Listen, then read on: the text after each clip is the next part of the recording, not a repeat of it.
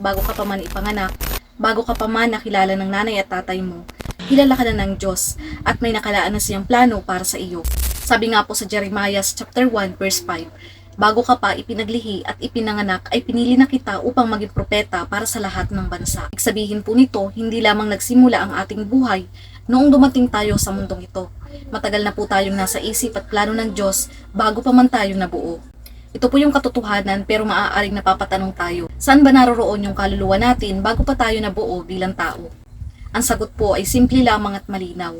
Bago pa tayo ipadala sa mundong ito, ang kaluluwa natin ay nasa isip, pag-iingat at kapangyarihan ng Diyos. Alam na po niya kung sino tayo, kung ano ang magiging buhay natin, at kung ano ang tungkuling nilaan niya para sa atin. Hindi po tayo aksidente o basta lamang resulta ng kalikasan.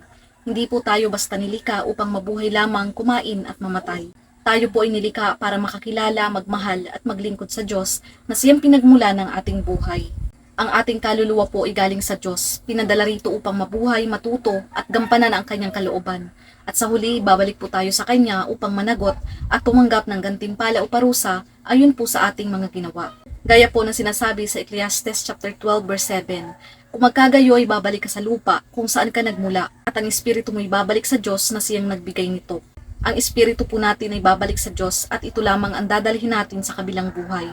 Ito po ay pangwalang hanggan. Dalawa lamang ang pwede nitong hantungan, mapahamak o magkaroon ng buhay. Kaya dapat po natin itong pag-ingatan at handang iharap sa Diyos. Kaya naman po sa bawat pagising natin sa umaga, alalahanin natin.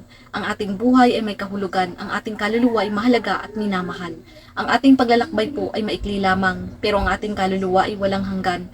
At ang lahat ng ito ay nagsimula dahil po sa pagmamahal at layunin ng Diyos na lumikha sa atin.